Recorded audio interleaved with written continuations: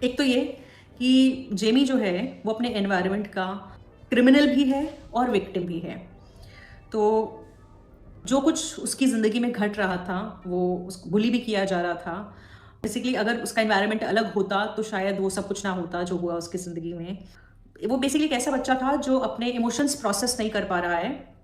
और इसीलिए वो बार-बार स्नैप कर रहा है और ओवर रिएक्ट कर रहा है या वायलेंट हो जा रहा है। तो अक्सर यही होता है इंसानों के साथ भी, हम मतलब बड़े लोगों के साथ भी, बच्चों के साथ तो खैर अलग ही लेवल है। लेकिन हम लोग भी जब अपने इमोशंस को प्रोसेस नहीं कर पाते हैं, तो हम चिल्लाने लगते हैं क्योंकि हम अपनी बात आराम से नहीं बता पाते हैं। हम समझ ही नहीं पाते हैं कि हम जो कहना चाहते हैं उसे किस तरह से कहें, तो हम चीखने लगते हैं। ये बहुत आसान है, आप बड़े लोगों के साथ भी आपने देखा होगा जब दो लोग लड़ने लगते हैं चीख-चीख कर, तो उसके पीछे एक मेन रीज़न ये होता है कि वो अपनी बात सामने वाले को बताना चाहते हैं और क्योंकि नहीं बता पा रहे होते हैं, तो वो अपनी आवाज़ वॉइस रेज़ कर लेते हैं, वॉल्यूम बढ़ा लेते हैं क्योंकि एक ऑटोमैटिक रिएक्शन होता है, नेचुरल रिएक्शन है बेसिकली कि आप सामने वाले को अपनी बात पहले तो वर्ड्स से समझाने की कोशिश करोगे, लेकिन जब आपको लगेगा कि आप नहीं समझा पा रहे हो, तो आप ज़ोर-ज़ोर से बोलोगे, चिल्ला-चिल्ला कर बोलोगे क्योंकि आपको लगेगा कि शायद मैं अपनी आवाज़ का वॉल्यूम अगर बढ़ा लूँ, तो सामने वाला मेरी बात समझ जाए। तो शायद जेमी वैसा ही कुछ कर रहा था।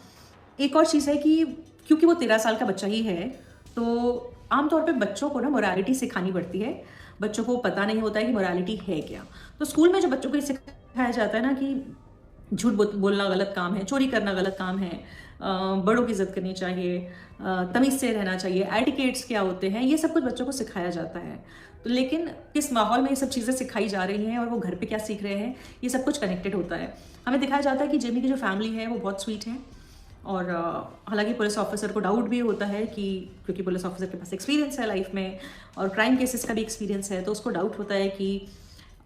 कई बार ऐसा होता है कि बच्चे को घर पे अब्यूज़ किया जा रहा होता है, इसके लिए वो बाहर रैशली बिहेव करता है। लेकिन जिमी की फैमिली के साथ ऐसा कुछ नहीं समझ में आता, वो लोग काफ़ी स्वीट लोग लग रहे होते हैं। बहुत लोग इस शो की तारीफ़ कर रहे हैं और जब मैंने ये शो देखा, तो मुझे समझ में आया कि वाक़ई इतनी तारीफ़ क्यों हो रही है, ऐसे ही नहीं हो रही, रीज़न है इसके पीछे। अल्टीमेटली जब मैंने ये शो देखा है तो I was surprised, shocked, impressed, मतलब इस साल का आई थिंक बेस्ट शो है।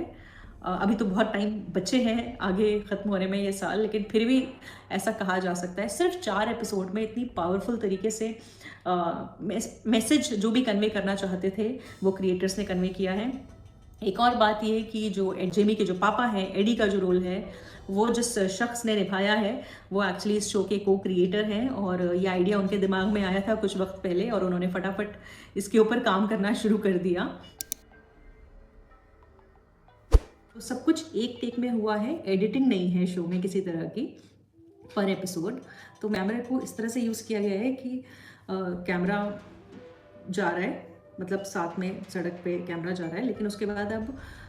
ऊपर से शॉट है, गाड़ी का शॉट लेना है ऊपर से और शहर का। तो ऐसे में जो टीम्स हैं वो बहुत सारी थी और बहुत सारी टीम्स एक कैमरा को ऑपरेट कर रही थी, एक कैमरा को हैंडल कर रही थी। तो जहाँ पे भी हमें लगता है कि सडन चेंज हुआ है सिचुएशन में और सेम लोग अब हवा में कैसे उड़ने लगे कैमरा लेके, तो ऐसी जगहों पे कैमरे के साथ क्रेन सेट किया हुआ है लोगों ने ऑलरेडी और वो कैमरा को पर्टिकुलर जगह पे आके हुक करते हैं और क्रेन से कैमरा को ऊपर उठा लेते हैं और क्रेन से जितनी दूर तक लेकर जाना होता है उतनी दूर तक लेकर जाते हैं और फिर नेक्स्ट टीम आगे वेट कर रही होती है कैमरा का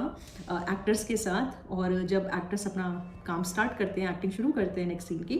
तो कैमरा जो है वो दूसरी टीम जो है वो क्रेन से उतारती है साथ साथ और क्रेन से जिस जगह भी सेट करना होता है गाड़ी पर या दूसरी जगह पर वहाँ सेट करती है ट्रॉली पर और फिर वहाँ से साथ साथ चलता है। मतलब कैमरा ऑफ नहीं होता है, साथ साथ बस टीम जो है वो स्विच होती रहती है।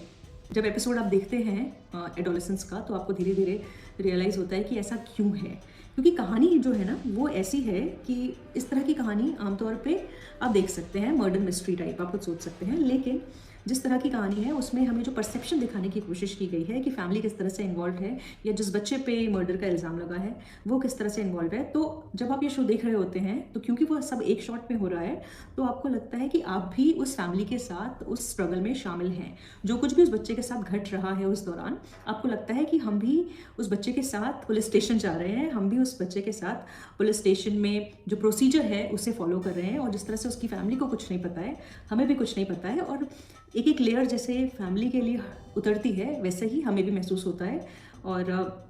वो जो पूरा प्रोसेस होता है पुलिस स्टेशन जाने का और वहाँ से